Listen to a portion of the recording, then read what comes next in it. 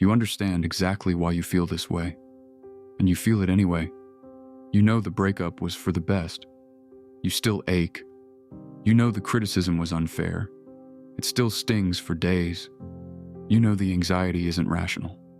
Your heart still pounds right on cue. You've done the work.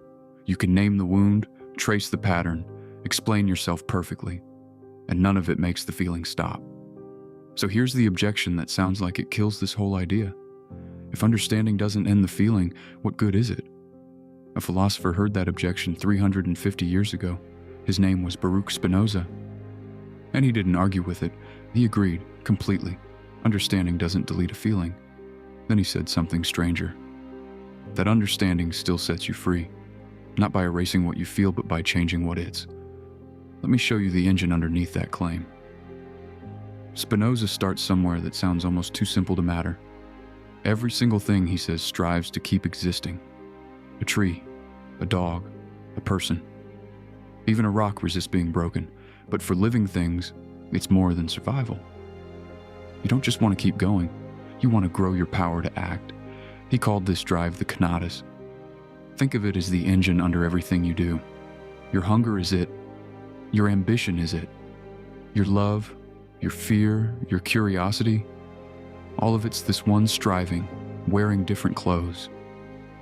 Strip the clothes off, and underneath it's always the same drive, trying to become more. You're not a calm mind that feelings occasionally disturb. Underneath, you are the striving itself, a constant drive to grow.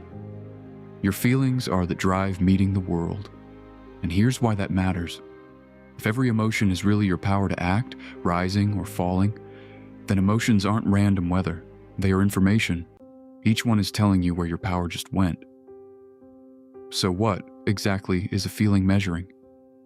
Here's his answer, and it quietly reorganizes everything.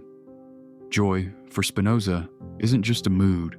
It's the feeling of your power to act going up. Sadness is the opposite. It's the feeling of that power going down. That's it. Every good feeling is a version of rising. Every painful one a version of falling. Suddenly your emotions make a kind of sense. The pride after hard work is real joy. Your power genuinely grew. The dread on a Sunday night is real sadness.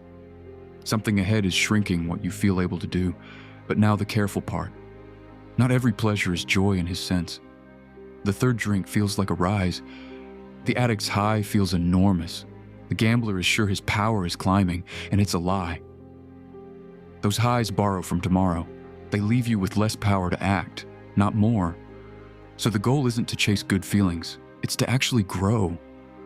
A real rise leaves you with more power tomorrow, not a bill, which raises the real question. How do you tell a rise that lasts from one that quietly drains you? Now the piece that changes everything.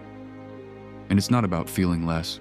Spinoza splits every emotion into two kinds, passive and active. A passive emotion is one where the real cause sits outside you and you only half see it. Something happens. A feeling floods in. You get swept along, sure you know why, but you don't, not fully. That's most of our emotional life. You're the puppet, and the strings run off into the dark. An active emotion is different. The cause is inside you and you understand it. You're not being moved, you're moving. Think of anger. Anger that just erupts runs you. Anger you understand, you can actually aim. Notice what the difference isn't. It's not how strong the feeling is. A passive love can be gentle. An active grief can be immense. The line between them is only this. Can you see where it actually comes from? And that means the two kinds aren't fixed. A feeling that owns you today owns you because it's hidden. I have an essay on how little of our own choosing we ever really see, but stay here. So here's the objection again, and here's exactly where it breaks. You can't think your way out of a feeling. Spinoza knew that. A bare thought is too weak to move a feeling. An emotion, he says, can only be pushed aside by another emotion. A stronger one. So if understanding were just cold analysis, the objection would win. Knowing why you're sad would change nothing. But understanding isn't cold. This is the move almost everyone misses.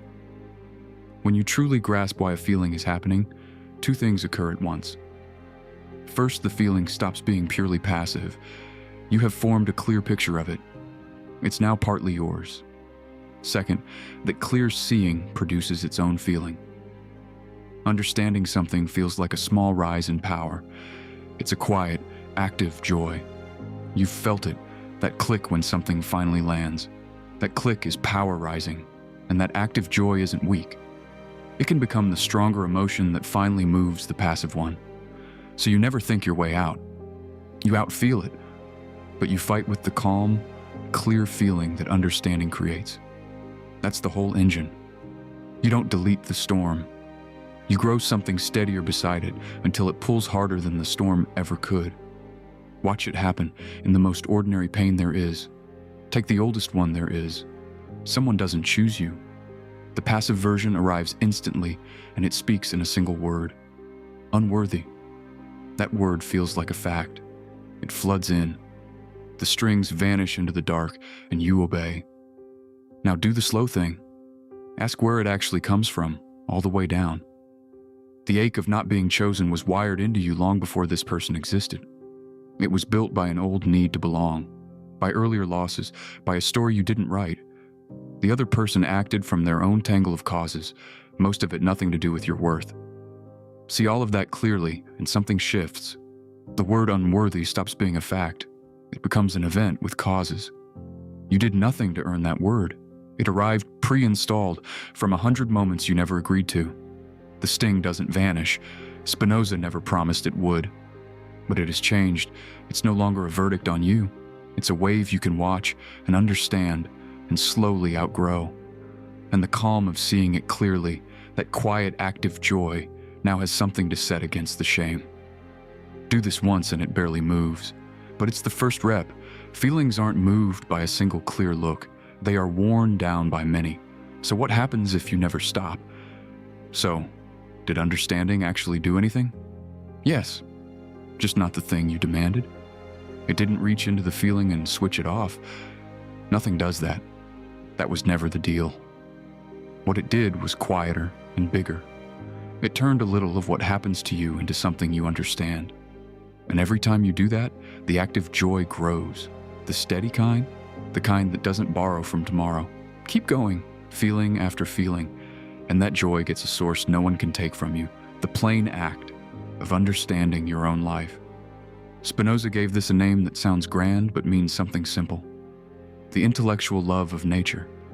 It's just what it feels like to be moved by seeing clearly, not pushed by forces you never chose. And that's his definition of freedom, not feeling nothing, not floating above it all like a stoic safe behind a wall. Freedom is becoming the source of more and more of what moves you. This is slow work. Spinoza said the finest things are as hard as they are rare. Stoicism tells you to accept what you can't control. Spinoza tells you why, and hands you the engine to go further. You will still feel it. You were right about that, but you no longer only suffer it. You understand it. And understanding, it turns out, has a quiet power of its own. Keep looking.